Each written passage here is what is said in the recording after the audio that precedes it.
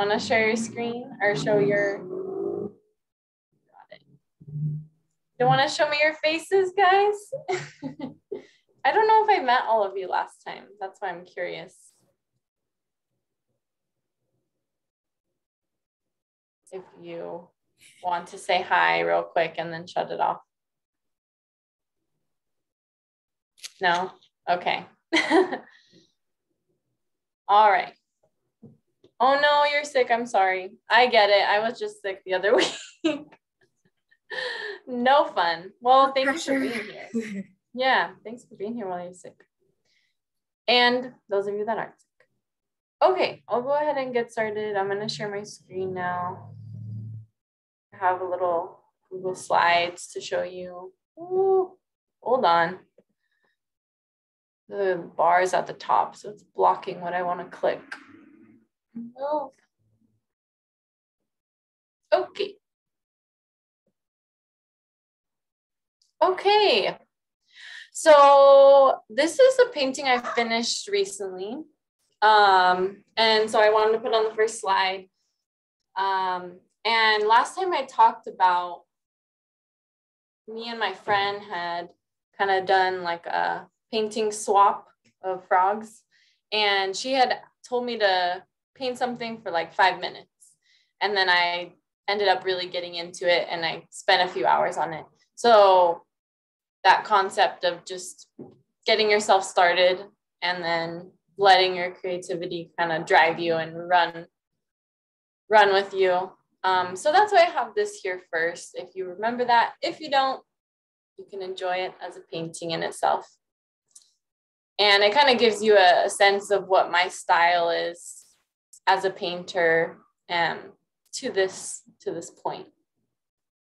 So I studied illustration, majored in it at Cal State Long Beach, and that was an amazing experience. I'm really glad that I went there.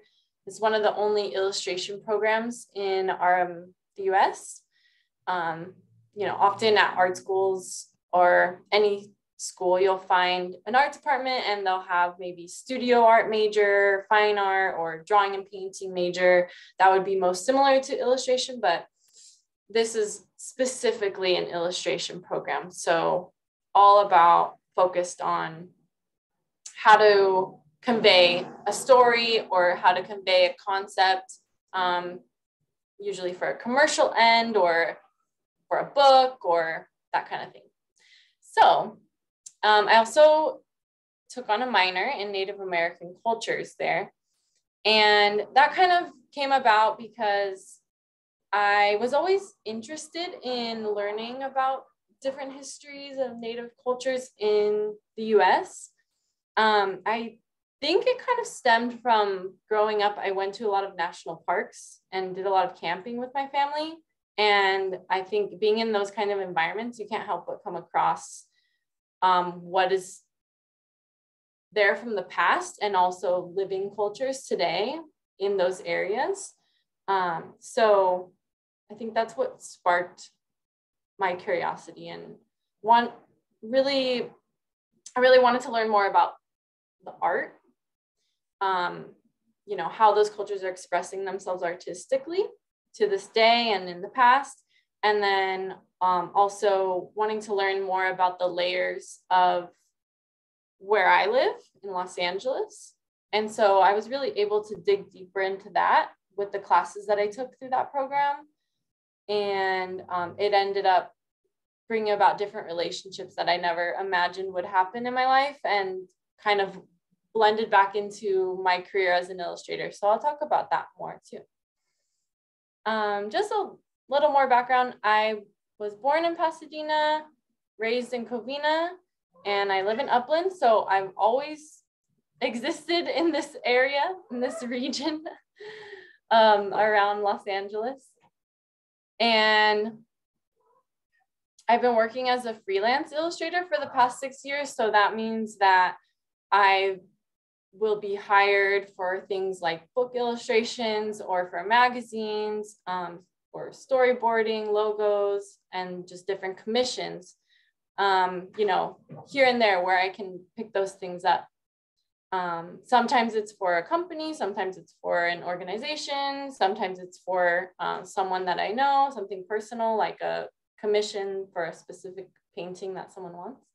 So all kinds of stuff that I've been able to do in the past year since I graduated college. And then along the way, during that time after college, I also started teaching art and have been in art education with mainly elementary students, but I've also taught a lot of workshops now with adults and high schoolers. And yeah, now, as you may know already, I'm the education manager at AMOCA. And that's why I'm here to talk to you too. I know. So everything that I do and has really stemmed from my love for drawing. So you'll see in later slides, I'm going to share more about how my art practice has developed into different mediums, but it really all stems from just the pure joy that I get from drawing, and then being able to like capture things visually in that way has spurred my creativity into different mediums as well. I think it just keeps me thinking in an artistic way, and bringing that to life in some sense. So when I get an idea, I'm able to kind of visualize it on the paper right away and then build on that.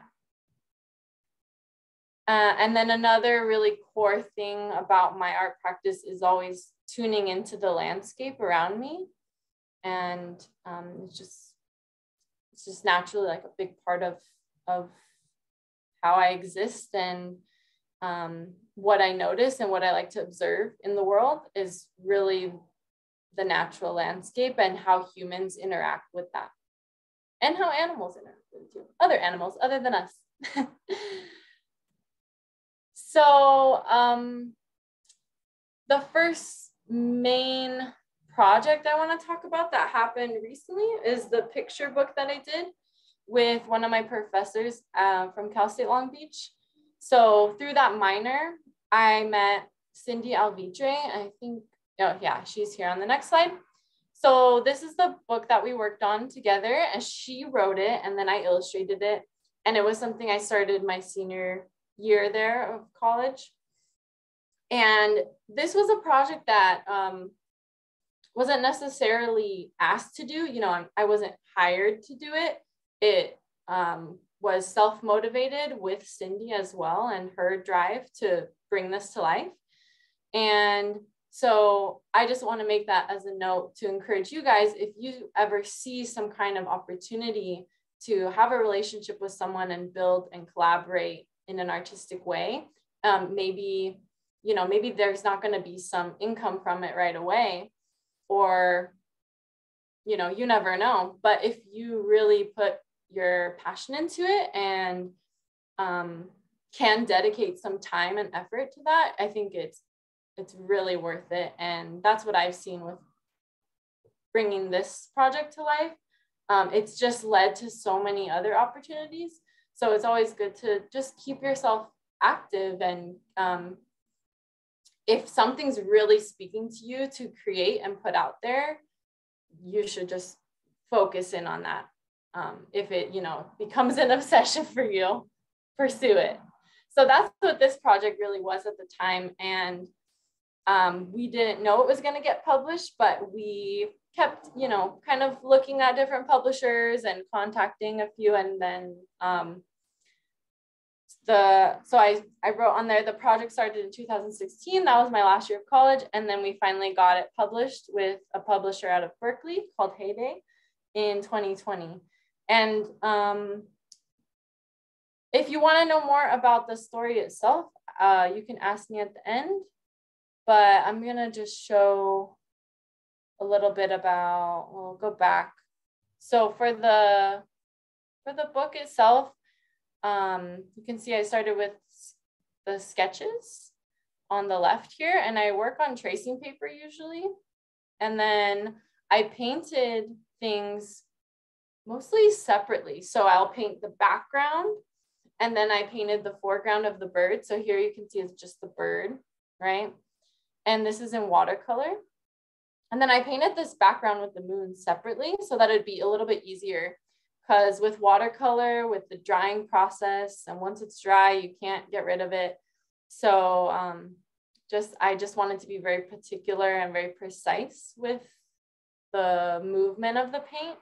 So that's why I chose to paint things separately and then collage them in Photoshop back together. So it really has a handmade feel, but then I'm able to edit it a little bit if I need to.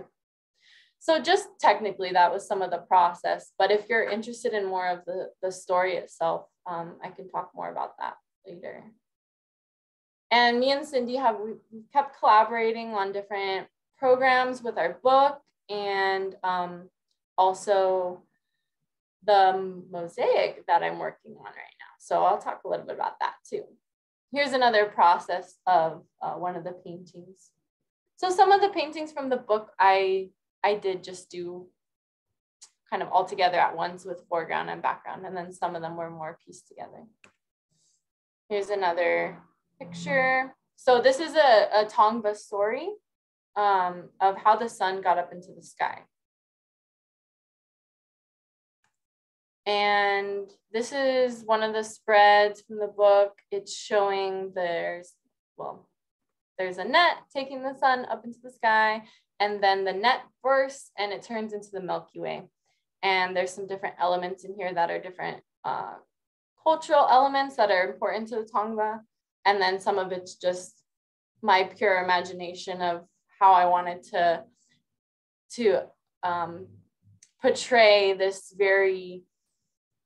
realm of ancestors and this realm of magic.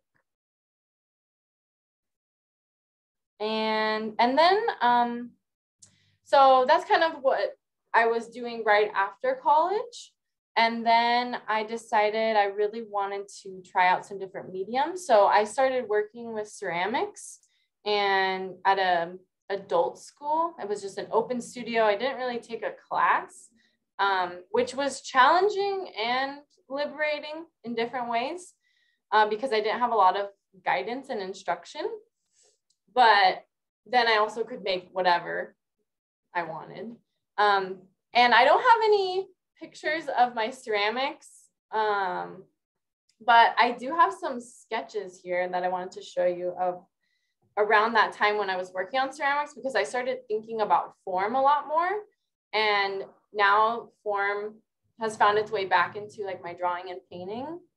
I have more of I think, an interest in form and showing that.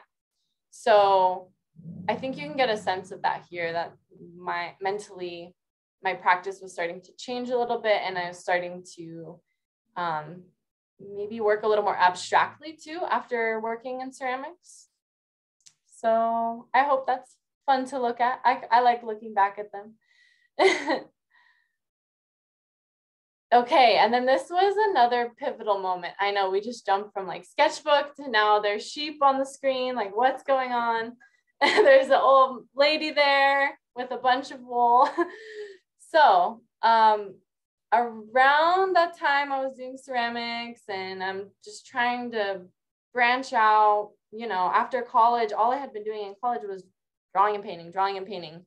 So I stumbled upon this artisan co-op shop up in Northern California. And I was already doing a little bit of weaving at the time and learning a little bit of the basics of that. And then I came across this shop, and they had a whole wall of plant dyed wool, which you can see here on the left. So this lady, Martha Kent, she raises sheep, and then she shears them and then spins the wool and dyes it with different natural dyes. So that would be, oh, sorry, my cat. So natural dyes are chemical compounds that are found in different plants and even bugs and even minerals. So some people will work from dyes that are from different rocks that they collect. But I started to learn about it. I got really obsessed with it and started dyeing my own wool instead of using the plastic acrylic wool that I had at home for my weaving. So it almost took over my practice with weaving because I got so interested in the dyeing and the science aspect of that and coming up with my own colors for what I was weaving. And in turn, again, learning more about the landscape that I'm living in and about how people have interacted with the landscapes that they're in across the whole world. Because before the Industrial Revolution, everyone was using natural dyes to color their, what they're wearing and the wool that they're weaving with and basket material. So it was such a fundamental thing. And then now able to continue those practices that are very historical and very deep rooted in all of human history. And at the same time, learn more about the plants in my area. So it's been a really fascinating journey as well. And I've continued it to this day. And now I teach workshops about this. So I don't know, maybe that's something we can do one day with you guys. Yeah, I know. I was even thinking of, because we have the show up right now with, I don't know if you guys may be able to see it with Michael Rody. So anyways, maybe it's something we can bring to AMOCA. But for now, here's just some examples of my weavings on the left, little coasters, and a dye pot here. This is madder root. It's one of the most used red dyes, I guess you could say, in history. And then this is wool that I dyed with a tree bark called Osage orange. So every little plant has its own history. And this got me thinking, with this practice, got me thinking more about the materials that I use and how those materials are extracted from the earth. It's something that I never really considered with my painting materials or even my drawing materials. And it got me thinking more about water usage. And because with this practice, you do have to use a lot of water. There's not really a way to get around that with all of the pots and the rinsing. So I've had to come up with my own awareness and practice of how to mitigate and conserve that water usage and how to use it in my garden, different things. And then it got me thinking more about, like I say here, cultural legacies. So reflecting on the cultures in my area of Los Angeles and how the indigenous people for thousands of years have interacted with the plants here. And it also has got me thinking more about, okay, what within my own ancestry too, what is there to uncover with, how do my ancestors interact with certain plants in their area? So I'm just very curious about it all, and I just have so many books to read. And okay, I wrote this slide a little while ago, so I'm reading. Utilizing the land. Oh yeah, so this idea here, utilizing the land, building an understanding and care for it, versus what we see a lot in the US and in a lot of Western countries, where you're kind of hands off from nature. And so in order to preserve it and conserve it. And so then in a broad sense, the general population doesn't have their hands involved in nature and isn't using it as much. So you start to lose certain knowledge. So I think there's a balance that is to be had with utilizing things in nature in order to understand it, in order to have that active relationship with it, so that you understand how to care for it and how to preserve it. Because if you're too hands off from it and you kind of sever that, then that knowledge just starts to go away. So that's something I'm trying to cultivate in my life and in my art practice. And it's kind of redundant, but learning more about California native plants specifically is something that I mentioned. I love to go hiking. This is a photo I took while I was hiking of this big oak tree. And oak trees have kind of become a symbol of me, or symbol to me of on one hand, like my lack of knowledge growing up of the area that I was existing in, because everything in the San Gabriel Valley is named after oaks, like schools and streets and organizations. But I didn't make the connection that, oh, it's because it's such a prominent species in our landscape, and it's so important to the ecosystem, and it's so important as a food source for animals and people. So now I'm circling back to realizing that and appreciating it. And so I think this is what I want to continue sharing in my art practice, is to continue learning myself, but also to help along the way to share how important native plants are to others, and getting people curious about it, even if they don't live in, my area, but how are the native plants in their own area important to them, and how can they support that? So coming back to my painting practice, I've been starting to paint really like core species in the area that I'm inspired by, and also learning about different animal and plant relationships that are very specific. I get really interested in like codependent relationships between plants and animals. And so this is an example here of a painting I did of yucca. And every spring they'll have a big sprout up, and they'll sprout all these blossoms. They're so gorgeous. They're my favorite flower. And then there's one type of nocturnal moth that will pollinate the yucca. So only that one moth and the yucca, they have that, that tender relationship with each other. And then as you can see here, these are some sketches I've done that I'm kind of ruminating on for maybe a larger painting, showing the different steps of the pollination with the yucca.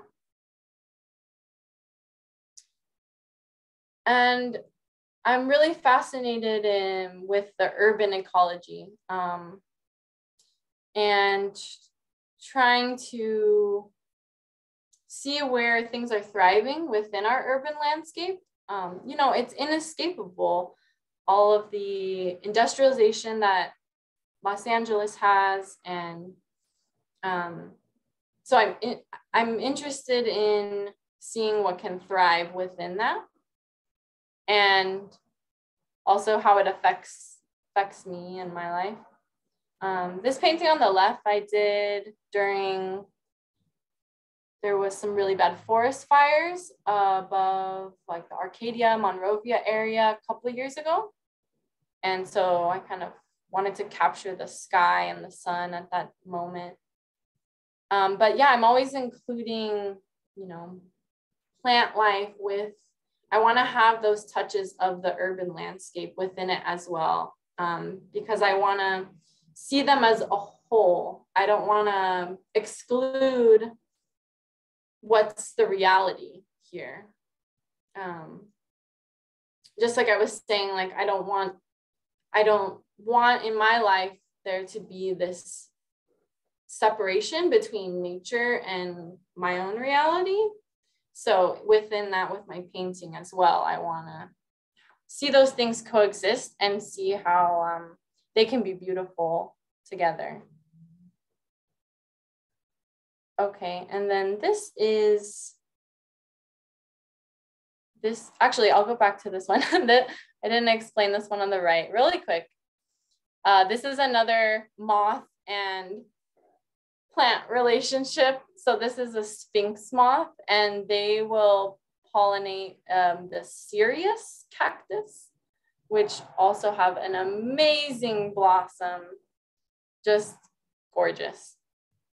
And this was one of the first paintings I did that I was thinking and wanting to represent the freeway in some way, and the whole corridors of the freeway and the urban landscape. So here's another freeway painting. And something I've done is I've taken a lot of photos while I'm driving, which I don't recommend, but I keep my eyes on the road and I just kind of like hold up my phone and click away. So that's how I got some reference for these. and then I kind of expand upon them, and I want them to feel like something you recognize, but there's an otherworldliness to it. And there's different kind of realms interacting within it. And I just want people to be able to slow down too and appreciate, I think, our amazing feats of engineering. And kind of, if you think about the freeways in a sculptural sense and of the form of them, there's a lot of beauty there. So I was trying to heal that within myself and not see all of the urban industrialization of Los Angeles as such a negative thing, or letting it affect me negatively, and trying to appreciate it in a different way. So that's part of what these paintings are about as well. This is a empty lot that I used to drive by all the time on my way home from work.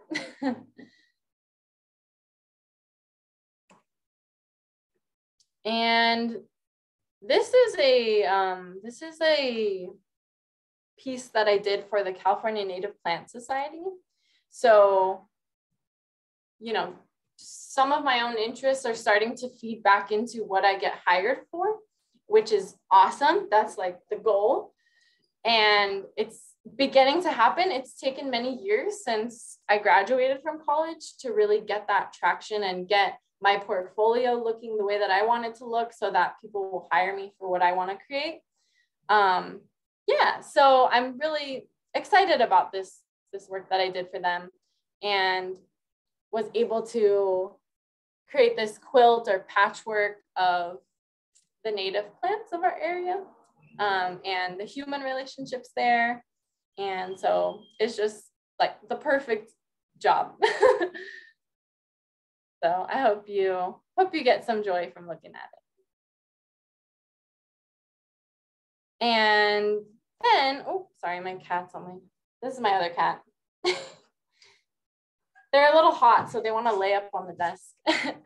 Okay, so I mentioned a little bit earlier a mosaic that I'm working on. So I'm not actually building the mosaic, I'm not piecing it all together, but I did the design for it. And this design is showing a basket design that is reflective of the baskets of Tongva area, which is, you know, Los Angeles. And I also consulted with an indigenous basket weaver who's Kauai, which is more east of us. So, well, I know you guys don't all live where I live, but think more of like the desert east of Los Angeles. So with her name is Lorene Sisquak. I think I have a photo of her. There she is. And then Cindy, who I did the picture book with, I talked with them about how I wanted to show basketry plants in this design that are important to indigenous people. I wanted to show also dye plants, right? Because I'm very interested in that and the relationships there. And so they both shared with me a lot of different traditional basket designs. And then we came up with this design together. The swirling lines are to represent water and the importance of water in our area and just, you know, to life in general. And then the dots here, these lighter colored dots are meant to represent the stars and the Milky Way.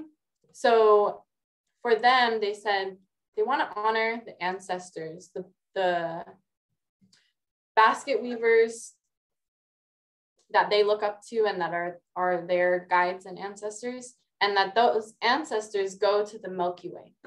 So it's very subtle, right? You're not going to get that from looking at this, but to them, that was a very important thing they wanted to include. And so, you know, I'm happy to share that symbolism. And this basket I wanted it to be in process. So here we have this piece of basketry going out.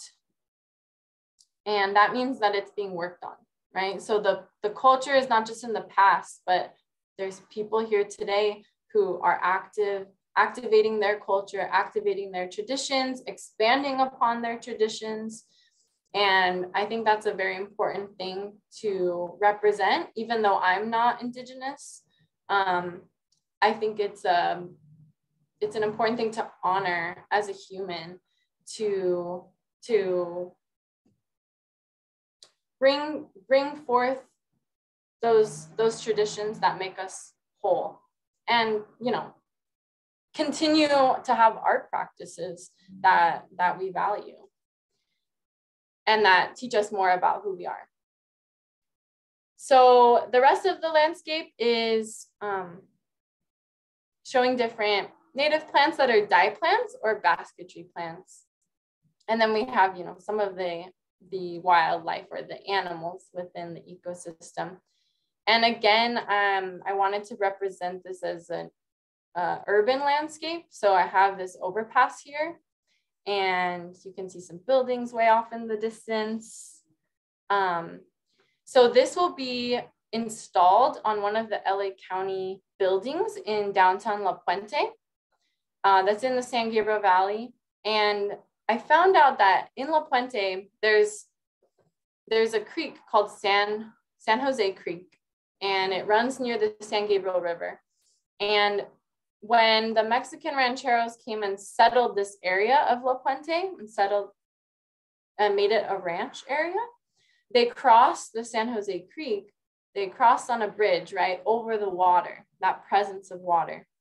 And then they named it Rancho La Puente. So it's the bridge in Spanish. So I thought that was so beautiful. I didn't know that was the meaning behind the city's namesake.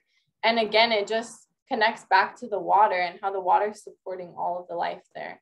So now, instead of there being a wooden bridge over the creek, there's an overpass and there's a trail that you can walk. And so I wanted to represent that and, you know, hint at that history here. Okay, so yeah, if you have any questions about this, this is a very exciting project that I've been involved with, and I'd love to share with you more if you're interested in like how I got the project, how to come up with the design, that kind of thing. This is just showing some of the plants and the different dye colors. And I'm interested to hear too if you guys are familiar with any of these. Let me know. You probably know oaks and acorns, right? And poppies. And then this just shows how it's supposed to look. It's a rendering of how it's supposed to look on the front of the building. So the building's getting built, so we have to wait on that. And then I also had to hire a fabricator to make the mosaic because I don't know how to make mosaics, and it's a whole, you know, very laborious process. So I hired someone else, and they've been working on that for a few months. You can see a little sneak peek of how they're doing it here, which they do it all in reverse, and then they piece it onto this big print of the design and onto paper, and then they cut that into different sections as well. So then when they lay it into the wall, it'll get flipped back the right way. They'll lay it in different pieces, like a big puzzle. It's really cool. And then I did some community engagement with this mosaic as well in La Puente with the high school art class there. So that's been really awesome. And I'm going to be able to do more with them this fall. So I just wanted to show a little pictures of that. And as I continue on with my art journey, I continue to do more community engagement. It seems like that's where things are continuing to build, and then also workshops. I love teaching workshops. And let's see, I think that's all. I talked your ear off. Thank you. Thank you for listening. All right, I'll stop sharing. But if you have any questions. You don't have to stop sharing. Oh, no? Okay. If there's any questions, I think it's good. It's juicy to have these great images to look at. Yeah. And I have a question / maybe it's not a question. You said something that I thought was like a Freudian slip. Instead of saying that it was a picture of an oak tree, you said you were an oak tree. And I was like, I did. Yeah. I'm like, Carly's an oak tree. So I'm seeing you right now as like this oak tree, and you're just like sharing your little acorns of like inspiration and wisdom. So thank you for that. That's funny. You're welcome. Thinking, if you go back a lot of slides to that project, the one that you first said was like that one. This one? Keep going back or forward now. Oh. It was like your first paid for project that, you get paid to make your work. Oh, it wasn't the first time I got hired to do illustration, but I would say it's one of the things I'm most proud of that I got to work on thus far. And it's been more recent that the Native Plant Society has hired me for some things. So yeah. Kind of just what you had said, piggybacking on that, was that it was like when you get paid to make your work, something that when you start your art practice, you're making your own work, and then there's also like commercial work, and they're not always the same thing. But when those two things start to align, and you're like getting to get paid to make the things that are of your interest, that's more what I'm talking about. So my question would be, any advice you have for I guess anyone that is interested in this path, and like developing themselves so that they can get the kind of work that they see is true to them. Yeah. Well, it's funny. I almost want to go back to like where it kind of starts is, for me, is drawing in my sketchbook. So finding my voice with drawing and finding what I'm really interested in at the same time. And maybe it reflects in my sketchbook because I'm always drawing what I'm interested in, right? Or what I'm interested in imagining. That's not necessarily what's in front of me, but I think that's been a big step for me. Coming out of college, in college, I learned so much technically. I didn't have much formal art training before college. So I was just so hungry. I was trying everything. I was looking at a bunch of different styles and kind of bogging myself down with that maybe looking at other people's work a little too much. So that's another thing to balance is getting inspiration from other people, but coming back to your own voice a lot more than being inspired by others. And I'll be honest, like in college, I was copying other people a lot, like riffing off of ideas a little too much. But that was a part of my process at the time and just experimenting a lot. So I would say whatever your practice is, whatever art form you're trying to pursue, try to have that one-on-one time with yourself, most often. I like that. Yeah. Making time for it and having that one-on-one time. Any stories of like, and anyone that has a question, please chime in. I'm just kind of poking, Yeah. Any stories of like rejection or like any thing that you hurdled or learned from that you were like, oh, I'm not doing that again, or projects that you tried and were like, this didn't align? Yes. Always. Yes. There's always going to be some hiccups and even failures along the way when you're starting your art career, if that's what you want to pursue, or really any career. So I would say, for example, I had to learn the business side of things, and I'm still always open to learning more about that. But I think I've gotten at least a handle on how I like to start projects with clients. Look out for, or I'm more aware of what to discuss with them early on and what kind of questions to ask them, because of other bad experiences I had where I didn't ask those questions, let's say, or I didn't have a clear enough contract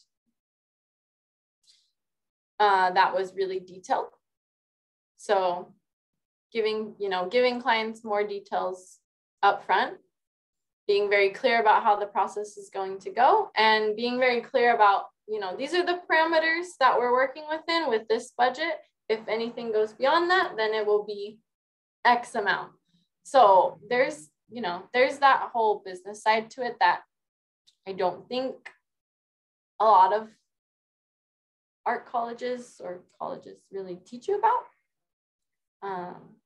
So I have some concrete resources if anyone is interested, where I've been able to learn a little more about that. And then, like I said, it's just kind of in the experience of it too. And early on out of college, I did do some things for free.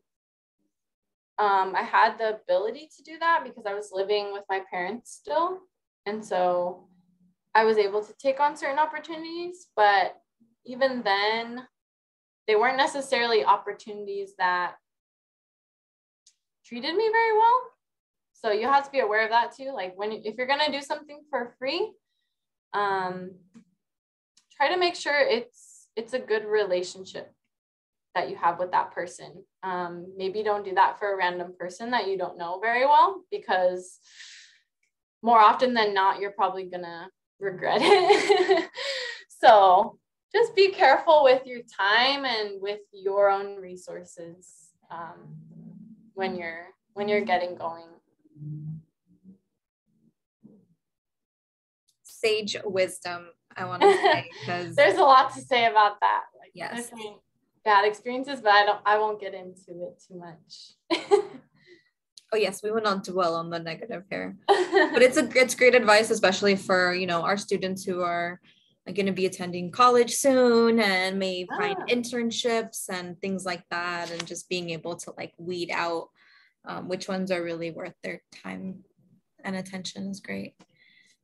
So do I have any questions from our students? Yeah, anything in the chat? I'm curious with you guys, what grade are you in?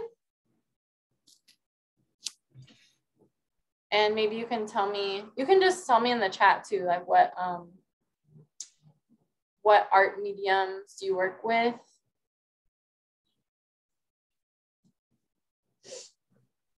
Oh, oopsies. Wheel throwing, wow, awesome. Junior, oh, you're all juniors.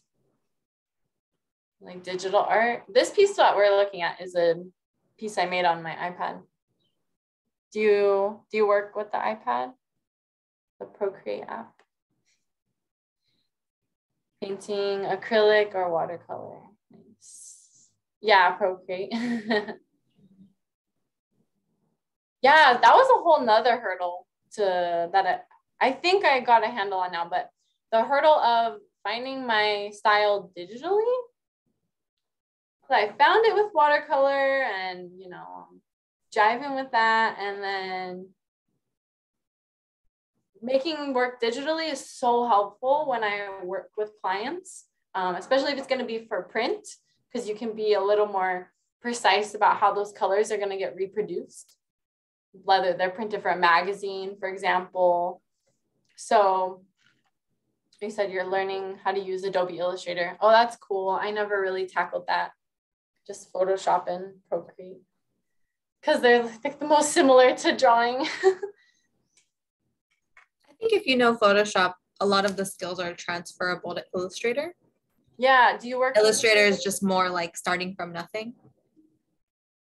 Yeah, and it's just, yeah, the cool thing is that it's more powerful, like geometrically. But I think I've never really worked with it enough to like feel like I have a style on it. That's true. So I like the fluidity of the just drawing with the Apple Pencil. You Same know? here. Yeah. I need my drawing on that. It actually is, I want to say it inspires creativity a little more because I don't have to worry about my setup or cleanup with any like pencils or paint. Oh, I yeah, could just pick it up and be like, oh, let me just do this idea. And then I can like, you know, lost in it for a little while and I could just put it away and I don't have to clean up anything. Yeah. Yeah, a few times I've used it in the way to make a color rough for a watercolor painting I'm going to work on. Mm. Then I don't have to break out all the paints for that, but I can get a sense of, you know, where the colors are going to be really quickly. Just like paint blobs on Procreate. But in general, I don't really use color roughs. It just be more intuitive with it. Yeah. Yeah, but that's something you can get lost with too with digital, because you can just keep moving the little circle around, and I love it. the colors forever. So with something like this, just the right tint, just the right accent of each color. I love it. Yeah, and I do use the layers. Like I use the multiply layer a lot, because then it's similar to how you're layering with watercolor, where the colors are just overlapping and you get those layers of the colors kind of vibrating on top of each other. I get you. So I use that a lot when I'm working digitally. So I think that's what I kind of had to figure out, like, how do I make it feel like watercolor? Because that's how I identify as an artist. That's how I feel my truest voice is shown, is with watercolor. I love that. Thanks. Sweet. Any other questions?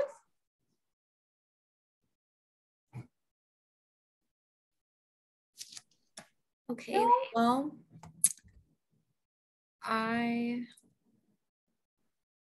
when are you guys gonna have your next in-person thing? Is that not gonna be till the field trip, maybe?